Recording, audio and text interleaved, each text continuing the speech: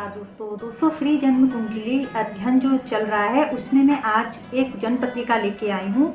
राजीव गुप्ता जी की ये जन्म पत्रिका है। ये बलिया यूपी निवासी हैं। इनका जन्म हुआ है 9:14 प्रातःकाल और इनकी डेट ऑफ बर्थ है 20 अप्रैल 1980। तो चलिए इनकी जन्म पत्रिका का अध्ययन करते हैं। इनके कुछ सवाल आए थे, इन्होंने फ्यूचर से रिलेटेड कुछ सवाल पूछे हैं। तो चलिए मैं इनके पहले पंचांग के बारे में आपको बता दूं। तो इनका पंचांग बनता है शुक्ल पक्ष की षष्ठी तिथि का इनका जन्म है। सुकर्मा योग है, गण मानव है और नक्षत्र आर्द्रा यानी कि राहु के नक्षत्र में इन्होंने जन्म लिया है और तृतीय चरण का जन्म है। शुक्र इनका 21 अंश का है, बुध 14 अंश का युवावस्था का है, बृहस्पति 6 अंश का और चंद्रमा 13 अंश पर बैठा है। तो चलिए इनकी जन्म पत्रिका का अध्ययन शुरू करते हैं। तो दर्शकों, मेरे पास इनकी जन्म पत्रिका का डिटेल है, मैंने ऐसे पेपर में निकाल लिया है, मैं इसी को देख करके बता रही हूँ और बाकी आपको इनकी जन्म पत्रिका यहाँ स्क्रीन पे आपको दिखाई देगी। तो चलिए मैं बताती हूँ कि इनका लग्न है मिथुन और राशि बनती है इनकी, राशि भी मिथुन और लग्न भी मिथुन और मानव गण के हैं। ये बहुत ही अच्छी स्थिति है, पंचांग की भी स्थिति बहुत बढ़िया दिखाई दे रही है इनकी, और मिथुन राशि और मिथुन लग्न ये भी बहुत स्थिति अच्छी दिखाई पड़ रही है। तो इनके जन्म लग्न के बारे में अगर बताऊं और इनके व्यक्तित्व के बारे में मैं बताऊं तो ये मिथुन राशि के और मिथुन लग्न के हैं। तो ये मिथुन राशि कैसी है, बालक जैसा स्वभाव लिए हुए है, यानी कि बालक जैसा स्वभाव, मतलब किसी चीज़ की जिद लग जाए तो वो चीज़ चाहिए तो चाहिए, और फिर जब वो चीज़ मिल जाए तो फिर भले ही वो खिलौना इधर पड़ा है या उधर पड़ा है, ऐसी स्थिति वाले ये होते हैं। मतलब पहले किसी चीज़ को पाने की जिद करेंगे, फिर बाद में वो चीज़ का इधर पड़ी रहे चाहे इधर पड़ी रहे, इससे इनको मतलब नहीं होगा। ना किसी के दोस्त ना किसी के शत्रु, यानी कि सभी के मित्र। और इनका एक नेचर और मैं बताऊं तो मंगल और राहु की साथ में स्थिति इनको गुस्सेबाज भी बनाती है, और सूर्य उच्च का होके बैठा है। ये दिखाता है कि जातक स्वतंत्र काम करना चाहता है, स्वतंत्र काम ही करेगा, किसी के अंडर में रह के काम नहीं करेगा। तो इस तरीके की स्थिति देखने को मिलती है। मानव गण के हैं ये, पहले अपना परिस्थिति को अपने अनुकूल करने की पूरी कोशिश करेंगे, लेकिन अगर वो परिस्थिति इनके अनुकूल नहीं होगी तो फिर ये परिस्थिति के अनुकूल अपने को ढाल लेंगे। तो ऐसा व्यक्तित्व लेकर के आप जन्मे हैं। चलिए योग कारक ग्रहों की स्थिति जान ले। तो पहला योग कारक ग्रह बन जाता है बुध, लग्नेश जाकर के बैठा है आपका 10वें भाव में, बहुत अच्छी स्थिति है। और बुध आपका युवावस्था का होकर के बैठा है, मैं कहूँगी अत्यंत ही श्रेष्ठ स्थिति है। दूसरा योग कारक ग्रह बन जाता है शुक्र, जो जा करके बैठा है आपका 12वें भाव में, वो भी स्व राशि का होके, ये भी बहुत अच्छी स्थिति दिखाई पड़ रही है। भाग्य भाव का स्वामी यानी कि तृतीय योग कारक ग्रह बन जाता है शनि, जो जा करके तृतीय भाव में बैठा है और राहु के साथ बैठा है, मंगल के साथ बैठा है। यहाँ पर थोड़ी सी स्थिति कठिन दिखाई दे रही है, यानी कि भाग्य में अड़चने दिखाई पड़ रही हैं। तो चलिए इन्हीं ग्रहों स्थिति के आधार पर मैं आपके जीवन का भविष्य फल बताती हूँ आपको। तो दोस्तों, जब भी किसी जातक का लग्नेश 10वें भाव में जाकर के बैठ जाता है तो ये बहुत ही स्थिति अच्छी बनती है। जातक गरीब से गरीब घर में भी अगर जन्म लेता है, कहते हैं कि ऐसे इंसान को किसी जंगल में भी जाकर के आप छोड़ दीजिए, यकीन मानिए वो जंगल में भी एक साम्राज्य स्थापित कर देगा। यानी कि गरीब से गरीब घर में जन्म ले करके भी जातक बहुत उन्नति करने वाला होता है अपने 100 परिश्रम के द्वारा। तो चलिए ये स्थिति बहुत अच्छी दिखाई पड़ रही है इनकी। और बुध जो है वापस 4th भाव में स्वराशि अपनी राशि को देख रहा है। तो ये स्थिति इनकी मकान, वाहन, गाड़ी, जमीन के लिए बहुत ही अच्छी स्थिति दिखाई पड़ रही है। इस चीज़ की कमी आपके जीवन में नहीं होगी।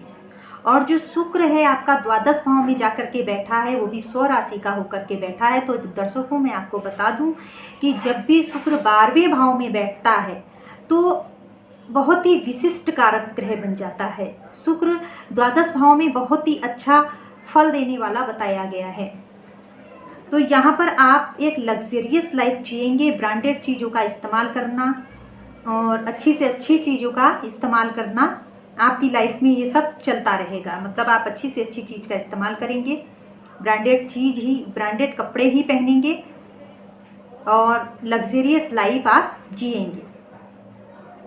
सूर्य इनका उच्च का होकर के एकादश भाव में बैठा है, तो यानी कि पराक्रम भाव का स्वामी होकर के एकादश भाव में बैठा है, और एकादश भाव का स्वामी मंगल जा कर के तृतीय भाव में बैठा है। ये परिवर्तन योग बन रहा है, ये बहुत ही अच्छा परिवर्तन योग है।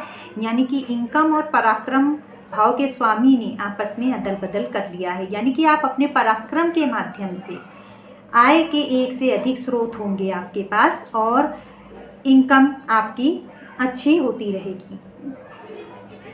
दर्शकों, सारी स्थितियां बहुत अच्छी दिख रही हैं। और अगर इनके मैं सप्तम भाव की बात करूं तो सप्तम भाव यानी कि आपका दाम्पत्य भाव, तो सप्तम भाव का स्वामी बनता है आपका बृहस्पति, जो चला गया है तृतीय भाव में और राहु के साथ बैठा है। मंगल और शनि भी इनके साथ बैठे हैं, यानी कि 4 ग्रह एक साथ बैठे हैं। तो भाग्य भाव में भी शनि की दृष्टि, राहु की दृष्टि थोड़ा सा भाग्य को कमजोर कर रही है और सप्तम भाव को भी कमजोर कर रही है। यानी कि आपका दाम्पत्य जो है मतभेद और लड़ाई झगड़ों से भरा हुआ है, यानी कि यहाँ पे आपको संतुष्टि नहीं है। यकीन मानिए, अगर शुक्र की स्थिति, शुक्र 100 राशि का ना होता और बृहस्पति की 5वीं दृष्टि ना होती तो शायद आप अपने दाम्पत्य जीवन को बचा भी नहीं पाते।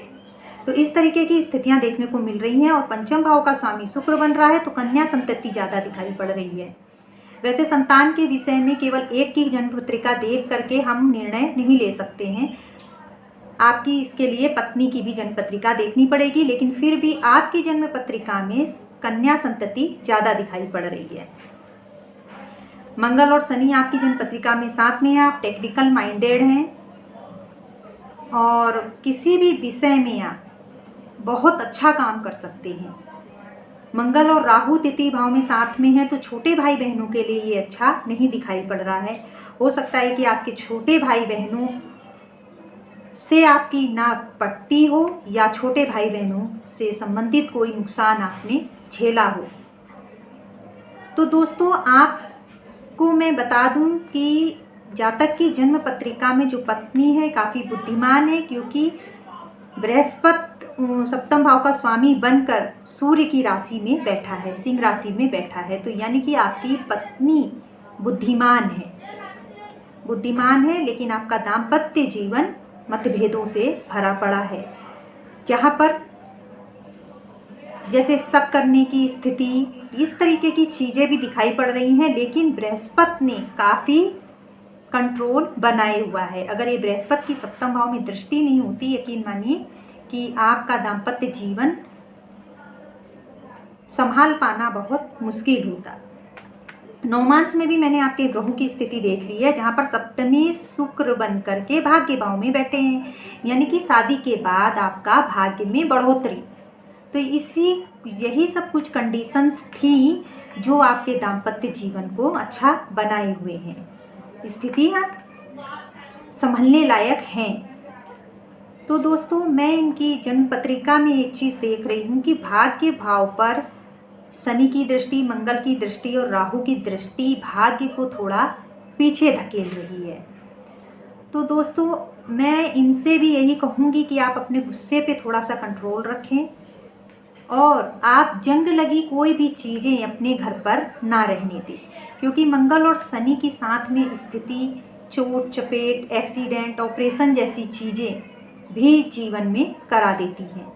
तो इसलिए आप जंग लगी कोई भी चीज़ें आप अपने घर में ना रहने दें। जंग लगा लोहा, जैसे मान लीजिए कोई साइकिल रखी है, आप अपने घर में रखे हुए हैं, उसमें जंग लग गया है, कोई भी जंग लगी चीज़ आप उसे तुरंत ही अपने घर से बाहर कर दें। और इनको अगर मैं बताऊं तो अभी इनको शनि की महादशा में गुरु का अंतर चल रहा है, और जब ये 43 साल के हो जाएंगे, मतलब 43 साल के मध्य में होंगे, इनको फिर बुध की महादशा में आ जाएगी। यकीन मानिए, बेहतरीन महादशा है आपके जीवन के लिए ही, क्योंकि ये एक तो योग कारक ग्रह बन गया है और ऊपर से 10th हाउस में बैठ करके 4th हाउस पे अपनी दृष्टि लिए हुआ है, 4th हाउस में दृष्टि बनाए हुआ है। और 4th हाउस में बुध की अपनी राशि, अपनी उच्च की राशि बनी हुई है। इस समय आप ज़मीन, मकान, गाड़ी कुछ भी लेना चाहेंगे तो बहुत ही आसानी से ले पाएंगे और समाज में आपका मान सम्मान बढ़ेगा। वैसे भी आप नेतृत्व गुण वाले हैं क्योंकि सूर्य आपका उच्च का है और मंगल भी आपका सिंह राशि में बैठा है। तो ये स्थितियां बताती हैं कि आपके अंदर किसी भी फील्ड को नेतृत्व करने की क्षमता है। आप इस क्षमता को आगे बढ़ाइए और देखिए आने वाला जो समय है बहुत ही बेहतरीन होगा। तो दोस्तों इस तरीके की जन्म पत्रिका इनकी दिखाई पड़ रही है। इनकम के स्रोत भी इनके बढ़ते हुए दिखाई पड़ेंगे। उपाय मैं आपको बताऊं तो आप ओम गंग गणपते नमः का 108 बार नित्य प्रतिदिन जाप करें। इससे आपका स्वास्थ्य अच्छा बनेगा क्योंकि मंगल और शनि की दृष्टि, शनि साथ में है, मंगल और राहु साथ में है। शनि और राहु की भी स्थिति सही नहीं दिखाई पड़ रही है। ये किसी भी बड़ी बीमारी को भी चिन्हित करता है, बड़ी बीमारी को भी चिन्हित करता है। तो इस वजह से पहले आप अपने स्वास्थ्य के लिए एक उपाय करिए। ओम गंग गणपते नमः का 108 बार नित्य प्रतिदिन जाप करिए और प्रत्येक बुधवार को 11 दूब आप गणेश भगवान को अर्पित करें। और भाग्य की वृद्धि के लिए आप क्या करिए, हर शनिवार को पीपल के पेड़ के नीचे एक सरसों के तेल का दीपक जलाएं और जो पितृ दोष आपकी जन्म पत्रिका में दिखाई दे रहा है उसकी शांति करा लें क्योंकि शनि और राहु साथ में है और वापस भाग्य भाव को देख रहे हैं तो ये पूर्णतः पितृ दोष बन रहा है। अगर आपको पितृ दोष शांति के लिए भी कोई उपाय चाहिए तो आप कांटेक्ट कर सकते हैं मेरे दिए गए नंबरों पे। उसमें मैं आपको आसान से उपाय बता दूंगी, आप उस उपाय को कर लीजिएगा या पितृ दोष की शांति किसी ब्राह्मण के द्वारा करवा लीजिएगा। तो दोस्तों इस तरीके से था ये बलिया निवासी राजीव गुप्ता जी की जन्म कुंडली का अध्ययन। दोस्तों आप भी इस तरीके से अपनी जन्म पत्रिका का अध्ययन कराना चाहते हैं तो आप मेरे कमेंट बॉक्स में जा करके अपनी डेट ऑफ बर्थ, टाइम और प्लेस दे दें तो इसी तरीके से मैं आपकी जन्म पत्रिका का अध्ययन कर दूंगी। मिलती हूँ आपसे अपने नेक्स्ट वीडियो के साथ।